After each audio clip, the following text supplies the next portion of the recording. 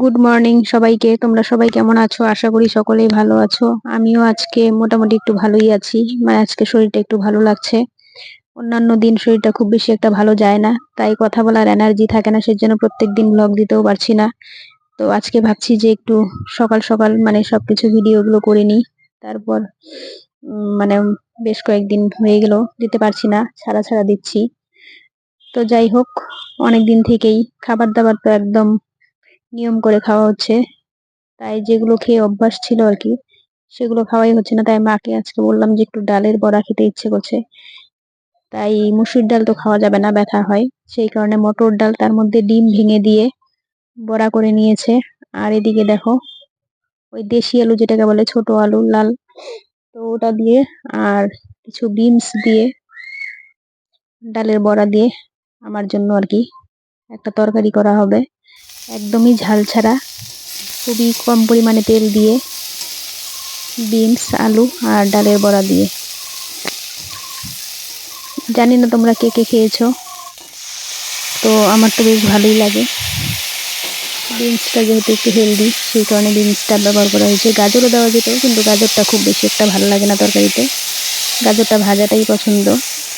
তো যাই হোক, অনেক কটা করে পদ করতে হচ্ছে। আমার জন্য একরকম, আবার বাড়ির অন্যান্যদের জন্য, তাদের জন্য আলাদা করে। তো এদিকে আবার মাছও করা হবে। মাছ কিছুটা হবে আলু দিয়ে, আর কিছুটা হবে মেয়ের জন্য পোস্ত বাটা দিয়ে। ও পোস্ত খুবই প্রিয়। মানে কোনো মাছ আনলে সে, বাটা মাছ হোক, ইলিশ মাছ হোক কিংবা রুই মাছ হোক, হয় পোস্ত না হলে সর্ষে, এসব দিয়েই পছন্দ করে।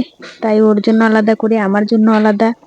মানে একটা বাড়িতে একটা, যে কোনো একটা পদ করতে গেলে সেটা 3টা 4টা ভাগে করতে হয়, যার জন্য অনেকটাই ঝামেলা হয়ে যায়।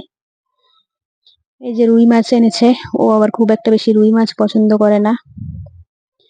ওই রুই মাছ জোর করে ওই লেজাটা হয় খায়, না হলে পেটি। চাকা তো একদমই পছন্দ করে না। তো যাই হোক, দেখো আমি কথাগুলো একটু আস্তে আস্তে বলছি আর থেমে থেমে বলছি। একদমই কথা বলতে পারি না, গলা শুকিয়ে আসে। তো জানি না এই দুর্বলতা কতদিনে কাটবে। অনেক দিন, প্রায় 1.5 মাস হতে চললো, এখনো শরীর দুর্বল। হাঁটতে পারি না খুব একটা বেশি, ওই বাড়িতেই টুকটাক হাঁটি। মানে একটু বেশি যে হাঁটবো তাহলেই শরীর একদম মানে মাথা টাথা ঘুরে, অস্বস্তি লাগে। কি কারণে হচ্ছে জানি না। এরপর আবার খুব তাড়াতাড়ি চেক আপে যাবো, আরো কিছু টেস্ট করতে হবে। কেননা লাস্ট যখন চেক আপে গিয়েছিলাম, তখন ডক্টর বলেছিল যে আরো কিছু টেস্ট করতে হবে। হয়তো আরো কিছু আছে কিনা সমস্যা, সেটা দেখবে।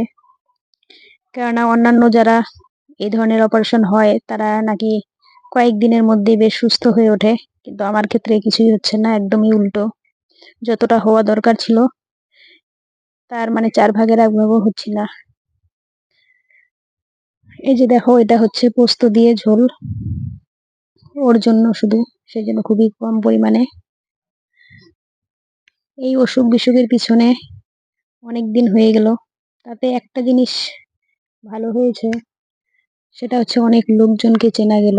মানে এর আগে যাদেরকে মানে নিজের বলে ভাবতাম, বিশেষ করে আত্মীয় স্বজন, পাড়া প্রতিবেশী, বন্ধু বান্ধব, আমরা তো আসলে সবাইকে উপরটা দেখে চিনি, ভেতরটা তো সহজে চেনা সম্ভব না। তো মানুষের দুর্দিন না আসলে মানুষ মানুষকে চিনতে পারে না। তো আমি আগে ভাবতাম যে সবাইকে আসলেই এতটা ভালো, তো কিভাবে সেটা বুঝবো আসলে কে সত্যিকারের ভালো মানুষ আর কে উপরে উপরে দেখায়। তো সেটা এই অসুখটা হওয়ার পর আমি একদম বুঝে গেলাম। মানে কি বলবো, চোখে আঙুল দিয়ে ভগবান দেখিয়ে দিল আসলেই কে পাশে থাকার মানুষ আর কারা অভিনয় করে, সেটা একদম পরিষ্কার হয়ে গেল। যাক, অনেক কিছু হয়তো ক্ষতি হয়েছে, কিন্তু তার মধ্যে একটা জিনিস ভালো হয়েছে, সত্যিকারের কে মানে পাশে থাকার মানুষ, সেটা চেনা গেল। তো মানুষের দিন একরকম যায় না, ভালো খারাপ দুটো মিলেমিশেই চলে। এখন হয়তো খারাপ যাচ্ছে, আশা করি কোনো না কোনো দিন ভালো দিন আসবে। তো এরপর দেখো, সর্ষে বাটা মানে পোস্ত বাটা ঝোল হয়ে গেছে। আর এই সিজনের টমেটো খাওয়া হয়নি সেরকম, তো টমেটো চাটনি আজকে বানাবে। এতদিন তো টক খাইনি, যদিও ডাক্তারবাবু বলেছিল টক খাওয়া যাবে, কিন্তু নিজে থেকেই আমি খাইনি। ভেবেছিলাম টক খেলে যদি আবার কাঁটাটা পেকে যায় সেই সব ভয়ে। ডাক্তার বলেছিল যে লেবু খাওয়া খুবই ভালো, ভিটামিন সি হবে, কাঁটাটাও তাড়াতাড়ি শুকোবে। কিন্তু আমরা যেহেতু গ্রামে থাকি সেই জন্য ভাবি যে লেবুটা যেহেতু টক, যদি কোনো কারণে আবার পেকে যায় তাহলে আবার ঝামেলা হবে, আবার ডাক্তারের কাছে দৌড়তে হবে।